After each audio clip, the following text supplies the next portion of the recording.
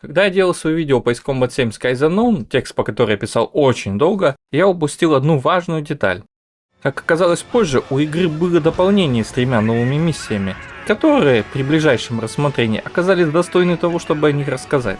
Я буду опираться на видео по основной игре, так что в случае чего вы можете освежить память, посмотрев его. Первая миссия этой мини-кампании происходит после уничтожения российских пусковых шахт и нейтрализации их баллистических ракет. В порту Артильо, что мы уже как-то бомбили, на ремонте стоит одна маленькая подлодочка. Ну как маленькая, всего полкилометра в длину и водоизмещением в почти 20 раз большим, чем наши акулы. Так, зубочистка. Так вот, зубочистка эта принадлежит королевству Эрусея, чью харю мы чистим на протяжении всей кампании. И после потери одной птицы арсенала и своего ракетного потенциала, Эрусея и решает расчехлить эту свою водоплавающую вундервафлю. Вафля эта страшна не только размерами, но и вооружением. Основным калибром ее являются 2 рельсотрона с дальностью в 400 км, но кроме этого Аликорн, как эту лодку прозвали, является авианосцем. Но блять, это уже Supreme Commander какой-то. Так как эта залупа пока стоит, было решено ее захватить, ибо, как оказалось, на днях туда загрузили оружие массового поражения. Захватывать будет десантный корабль «Топорок», который мы с нашей эскадрильей «Странник» и несколькими суднами помельче будем оборонять.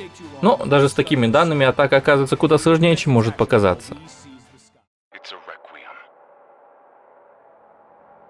Set off as soon as we're ready.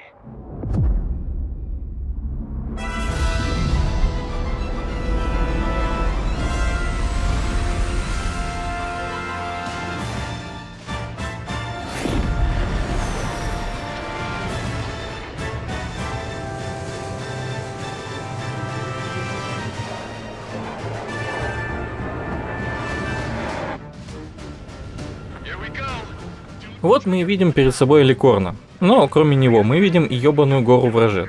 Сразу отмечу, что я решил проходить дополнение на трудном, с экспертным управлением и на геймпаде, чтоб потом глупых вопросов и предъяв не было. Миссия, как и все в дополнении, работает на таймере, и за 16 минут на трудном вам нужно настрелять 25 тысяч очков. В теории сделать это несложно, потому что врагов здесь пиздец как много.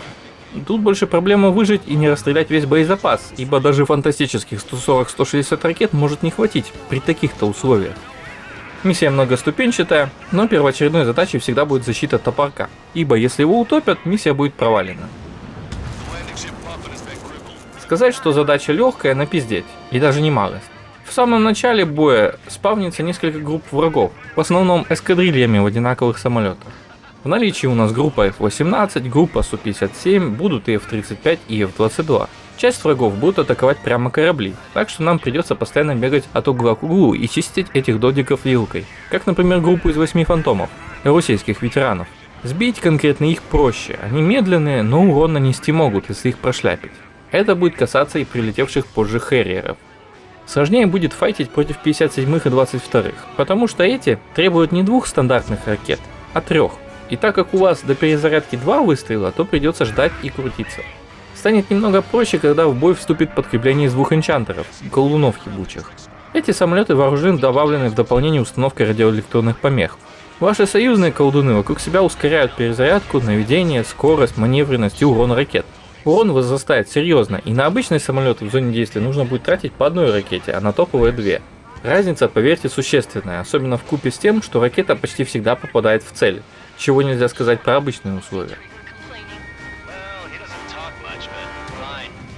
Но не только ваша сторона такая умная, но и вражеская, которая тоже тащит своих колдунов. Эти уже на вас влияют негативно, создавая помехи и усложняя наведение.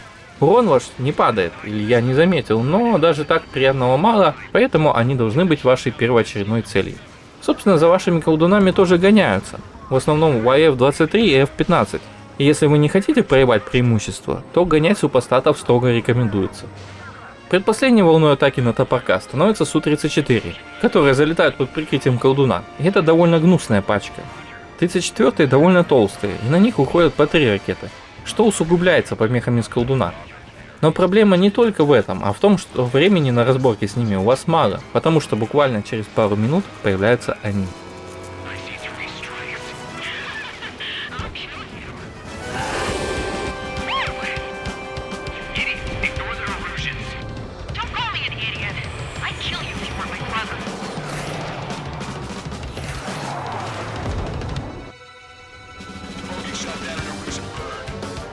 Эти двое настоящая боль в жопе, но они же и второй антагонист по заебатости в игре. Они здесь за триггером, то есть за вами. Слюной по этому поводу исходить будут неоднократно. Общаются эти брат с сестрой, кстати, на российских частотах, то бишь на ваших, и это большой такой сюрприз. Летают же они на редких для 7 части Су-47 Беркут, и летают на них так, что у меня очко горит. Так как вы их основная цель, то и работать они по вам будут в паре, и продыху вам не дадут вообще. Впрочем, и быстро с ними разобраться задача не из легких, хотя тут, конечно же, все от вас зависит, на каком ЛА вы будете летать. Можно ведь и DLC-шные взять. Ну, знаете, как персону 5 на Изанаге ноуками пройти всю, порвав всем теням очко на британский флаг. Собственно, поэтому изначально я пытался пройти на ванильных сушках. Ну, знаете, на 33 и 37 не особо наглея. Вот, получилось как-то так.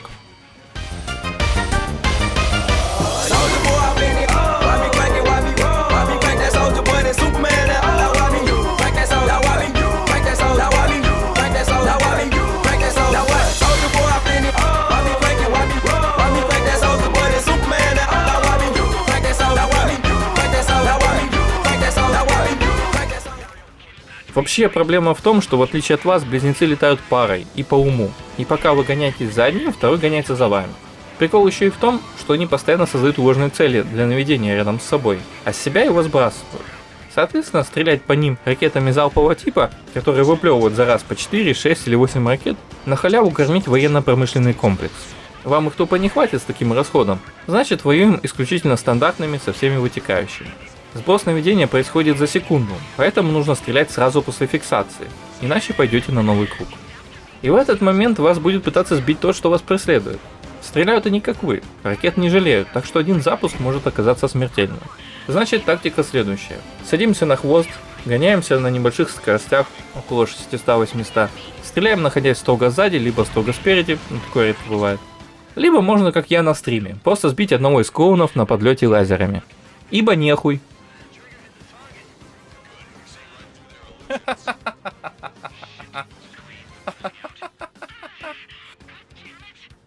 Вот и все. На самом деле не важно, кого вы отмудохаете первым. Оба гаврика после этого съебутся, сославшись на повреждения. Вот только миссия на этом не закончится, и вас ждет последняя волна врагов, которые и не прекращают попыток уничтожить топорок. Последними в порт заедут ракетные установки и прилетят оставшиеся Су-34, так что опасность не минует до самого конца. И один раз именно здесь утопили несчастный корабль.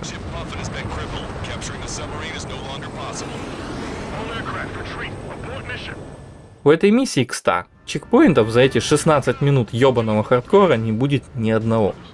И все же, на этом миссия не закончится. Да, мы дотянули десант до Аликорна, но тот решает все-таки дать нам пизды и расчехлять свои рельсы. Ими он сносит все оставшиеся корабли и сматывает удочки. Но перед этим он выпускает 4 Рафаля. И не просто так. А один тянет с собой крылатую ракету. И этого козла надо поймать до того, как он ее запустит. Скажу честно, это один из лучших моментов в игре. Вам необходимо догнать этих пилотов до того, как они применят свое оружие. И гонят эти суки на всех парах. А значит, и вам нужно гнать во весь опор. Параллельно играет подходящая напряженная музыка, создающая правильное настроение.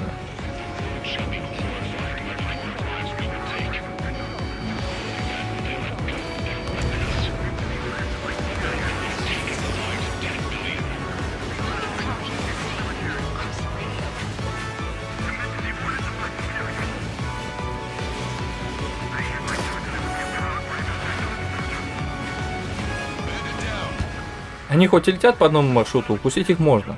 Они меняют направление, егозят туда-сюда. Если не там их обогнать, потеряйте из виду и потеряйте время. Хорошо, хоть перед погоней чекпоинт есть. А вообще, бывает еще и так.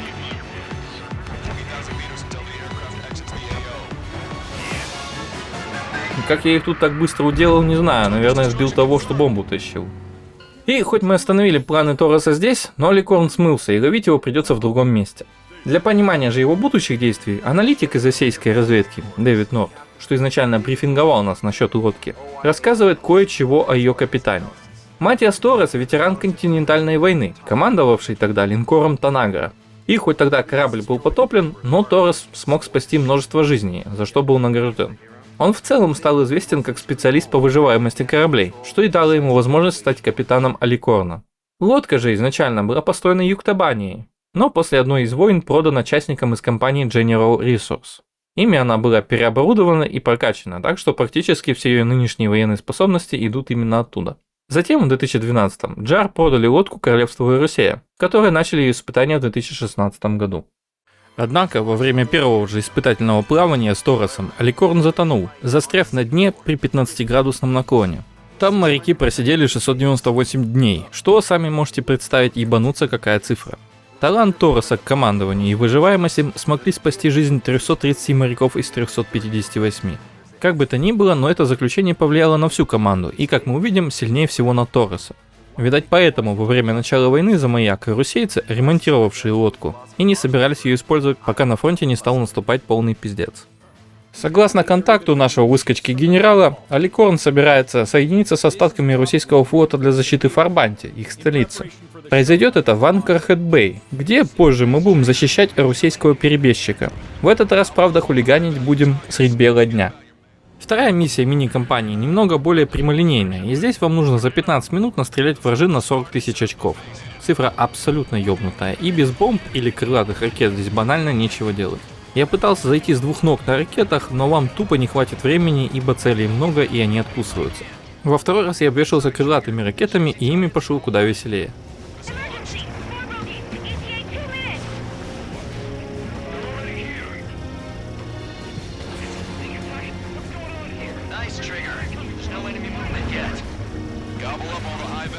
Как нас и предупреждали, здесь полным-полно кораблей, все с несколькими болевыми точками, а крылатка сносит все за раз.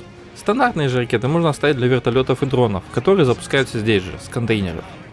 Приоритетных целей, которые прям необходимо уничтожить, здесь нет, то есть вы вольны гоняться за более дорогими целями. Например, вам по связи сообщают о паре генералов, что пытаются дать дёру, и если их транспорт сбить, получите халявных 1,5 косаря очков. Правда, они никак не помечаются, и надо за переговорами следить в пылу боя, чему зашкаливающее количество ПВО никак не способствует. Летать приходится быстро и не зевать. Ощущение от налета на Анкархед положительное. Музыка играет напряженная, динамичная, подчеркивающая скорость и суету всего действия. Ну хорошо же.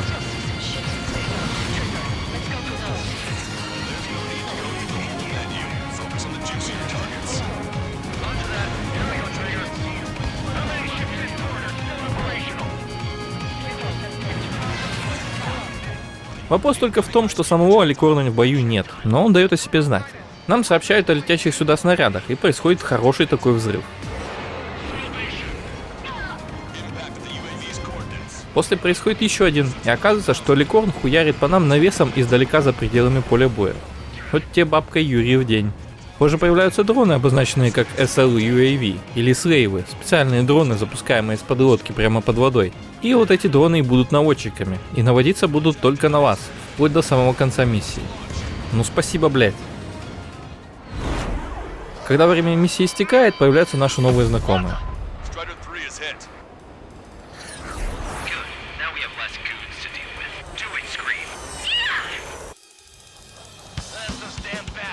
Становится быстро понятно, что они тоже именно по нашу душу сюда приперлись, когда к ним на осейской же частоте обращается бригадный генерал Клеменс, что руководит операцией.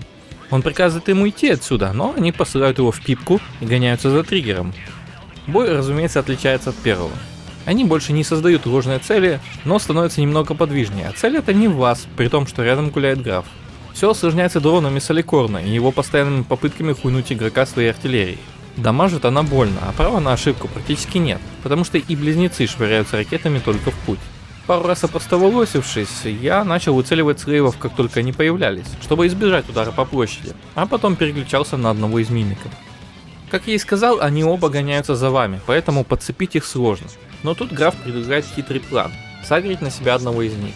К удивлению, план работает, и один улетает за графом, подставляя свое очко под ваши палки. Хорошо, когда из комбат вспоминает про напарников. Наловив достаточно ваших палок, мимик отклеивается, и второй начинает беситься. Он куда активнее ебашит в кашу и за раз выпускает ракет 5, как будто бы. Да хуя, в общем, он одним залпом может вас похоронить, так что одна ошибка и ты ошибся. Ну вы поняли, нужно подловить его первым.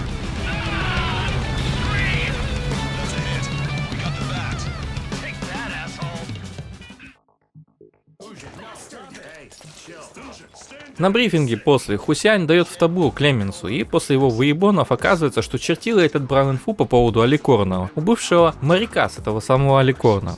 Да, когда моряков достали со дна морского, 30 человек ушли с флота, и, судя по всему, разошлись именно для того, чтобы шпионить и закидывать Дезу. А наш генерал просто уши развесил. Гений, просто гений. Вот Торрес и закинул ему Дезу, а мы, послушав и зачистив весь порт, дали ему зайти туда и загрузиться тактикульными ядерными боеголовками.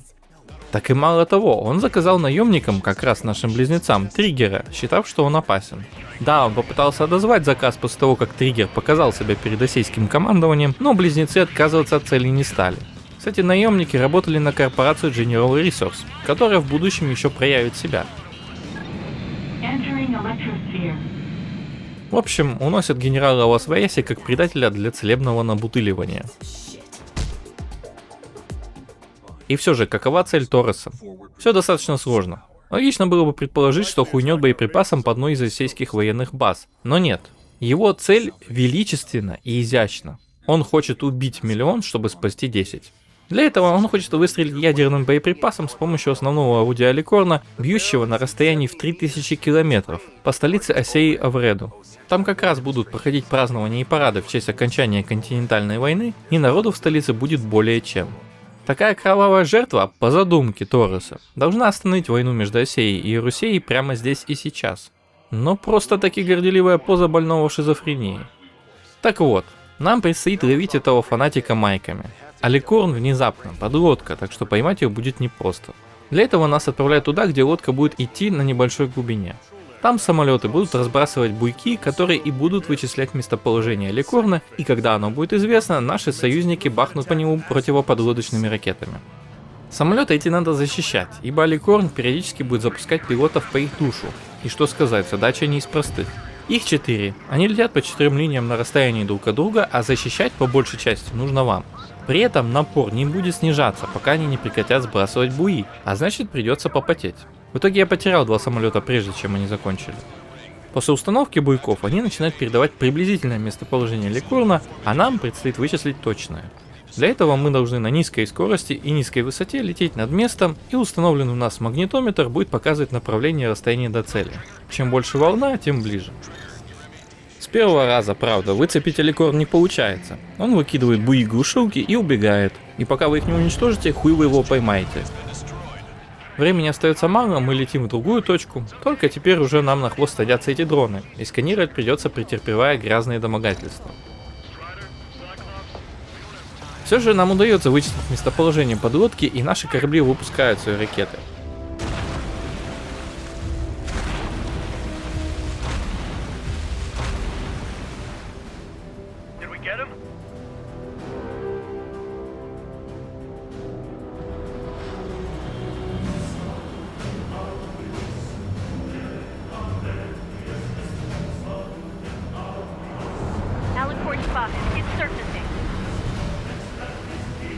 Они попадают, но так как лодка оказалась слишком крепкой, то повреждается только балластный отсек, и Аликорн всплывает на поверхность.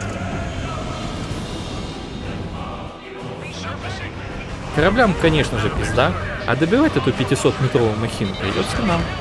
Без лишних слов, битва с Аликорном – самый сложный босс-файт во всей игре. Вам нужно снести 4 балластных отсека, чтобы лишить возможности подлодки прятаться под воду, попутно уворачиваясь от всего, что против нас ставит Торрес.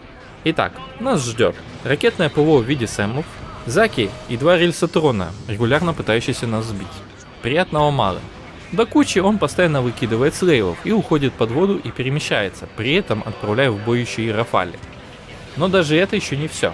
Чем больше вы повреждаете Аликорн, тем больше говна он разворачивает. В итоге он начинает шмалять по вам из 2 рельсотрон. Зениток становится существенно больше, он запускает целые снопы ракет разом, аки Вингман из одноименной игры. Плюс он начинает закрываться дронами, что защищает его от ракет и дамажит ваш самолет при пролете, опять же, как в битве с Алым. А также включает глушилку. Короче, все 33 удовольствия. На пике боя эта миссия превращается в настоящий bullet hell. У вас летит сотни разных снарядов за раз. В воздухе над лодкой резвятся штук 20 рафалей пополам со слейвами. Короче, продохнуть времени попросту нет. И не стоит забывать, что вы на таймере, хоть и на солидном.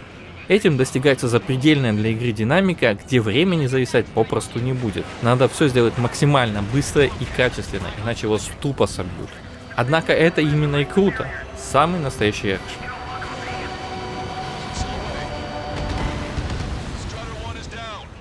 В теории можно все сделать и быстро, тупо уничтожив все балластные отсеки и проигнорировав все остальное. Но, как я и сказал, чем сильнее вы его дрючите, тем сильнее он сопротивляется. И все же, когда последний отсек взорван, Торрес решает сдаться. Он объявляет о том, что не готовы сложить оружие, но что ваши товарищи, что я на стриме. Что-то он пиздит. Он сейчас рельсу запускает.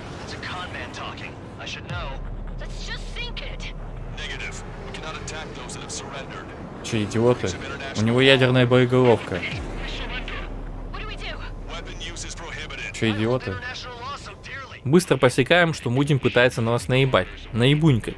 Ну и что вы думаете?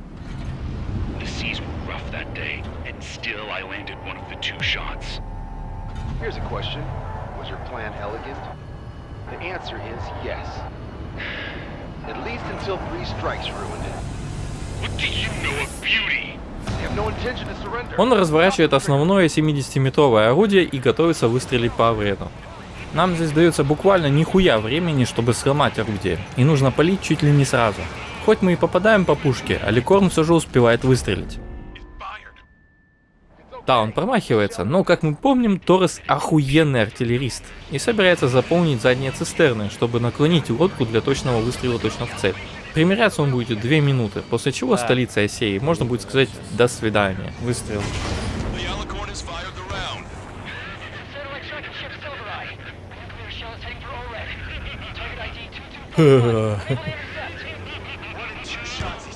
Последний шанс остановить выстрел — это ушатать ядро пушки.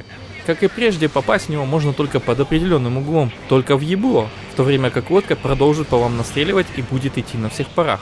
Промахнуться нетрудно, там очень настырные коллайдеры, да и здоровья в этой залупы более чем достаточно, так что покрутиться туда-сюда придется. Если вы сдюжите, то Ликорн взорвется и разломится пополам, в конце концов все же похоронив экипаж этого зверя. Мы можем собой гордиться, ведь немалыми трудами мы спасли миллион осейцев от этого шизика. Кричали девоньки «Ура!» и воздух чепчики бросали, в общем. Дэвид напоследок выдает мысль, что есть 2 типа великих людей. Одни, будучи злом воплоти, отправляют тех, что вокруг них, на смерть, и другие, что служат маяком, идя вперед и освещая дорогу другим. Этому вторит и его нейросеть, повторившая мысль таблоида о том, что нужно следовать за триггером, и тогда все будет в порядке. Try to be more sensuous. Go Trigger's way, you'll make it. He leads the way. Really? Significance is high. Теперь давайте немного пофилософствуем. Торрес на словах является консеквенциалистом, то есть для него цель оправдывает средства. Он хочет убить миллион людей, чтобы остановить войну здесь и сейчас и спасти в итоге 10 миллионов, которые эта война может унести в долгосрочной перспективе. На бумаге такая логика могла бы иметь смысл, если бы людьми руководила рациональность. Но рациональность здесь, в Стрэнджере реально. Вы помните, почему Михай был одним из зачинщиков войны и по сути отцом дронов? Просто потому, что он хотел улетать и любил небо. Им не двигал патриотизм, ибо ему было вообще похую на его собственную нацию. Им не двигал страх за чью-то жизнь, или стремление дать своим внучкам лучшую жизнь. Нихуя, только любовь к небу. И догадаться пойти в группу высшего пилотажа этот обморок даже не догадался. Роза, не попытавшись разобраться, пообщаться с нынешним российским президентом или с Харлингом, отцом программы строительства космического лифта, просто решила, что война из-за маяка должна вестись, и активно участвовала в пропаганде. Поняла она, что наебалась, лишь когда убили джипек собаки, и она увидела фреску у самого лифта. Как вы видите, рационализмом в этом мире и не пахнет. Так значит, какой результат нас ждет, когда бывший российский капитан, якобы бывший, потому что кто этим российским властям поверит, если какой-то пидор стреляет из принадлежащей русейцам лодки тактическим ядерным снарядом, созданным и загруженным в Орусее. Осея, будучи аналогом штатов, не сдастся, это раз. Крупные страны тем и хороши, что они во многом децентрализованы. Поэтому Орусею, как бы она ни отмазывалась, ждал бы международный паяльник, засунутый глубоко в зад, и последствия улица показались бы детским садом. Россия подвергалась бы планомерному уничтожению, в том числе экономическому, пока не отдала бы все свои накопленные ядерные боеприпасы, все ядерные материалы и мощности, и все ядерщики не были бы вывезены или убиты. И все это по одной простой причине. Никто не стал бы доверять стране, которая не просто развязала войну, а еще и проебала свои крайне ценные и опасные активы в руки шизиков, просидевших в клетке 2 года. Торрес прекрасно это понимал. И вот эта проблема вагонетки, что он убьет миллион ради 10, было лишь в лучшем случае прикрытием стремления выместить ярость, или даже отомстить сферическим врагам в вакууме. В худшем, он хотел убить столько народу просто потому, что мог это сделать. Нейросетка Норда называла Торреса исключительной личностью за его таланты, как боевые, так и лидерские. Тот факт, что люди за него готовы были умирать, вполне могло подстегивать его маниакальное стремление к убийству миллиона осейцев. А почему не миллион эрусейцев? Тогда сочувствие других стран, той же Осеи или Федерации Центральной Усеи, помогло бы остановить войну, на которую эрусейцам, шокированным произошедшим, так сказать, вторым катаклизмом после Улиса, было бы уже просто похуй. Торрес бы сделал себя врагом своей же страны, но именно такое предательство сломало бы волю народа. Они бы сами сложили оружие, ибо уже к этому моменту война и так стала разворачиваться не в их сторону. И все же, если подумать, Торрес лучший антагонист, которого может предоставить нам Ace Combat 7. Его логика дырява, но в отличие от прочих дуриков, он натуральный псих и не скрывает этого. Как он орет спасение во время стрельбы по нам, как жалуется, что мы метафорично нагадили на его отлично застеленную кровать, как он смеется в моменты своего ебанутого пика. С него банально нечего взять, он первородный хаос, правда достаточно расчетливый, чтобы нанести приличный урон и стать большой проблемой. Неудивительно, что именно он стал довольно миметичным персонажем и остался в умах игроков. Что я могу сказать по этой мини-кампании в целом? Она мне понравилась. В каком-то плане геймплейно это лучшее, что может нам предоставить вся семерка. Бои масштабные, народу прилично, таймер постоянно поджимает, в общем, испытание для пилота. При этом даже постановка некоторых моментов лучше, чем все остальное в игре, например, появление близнецов или пролет камеры Таликорна. Мне в целом не хотелось рвать волосы на жопе от полностью отсутствующей логики и пустых в говно и безэмоциональных персонажей.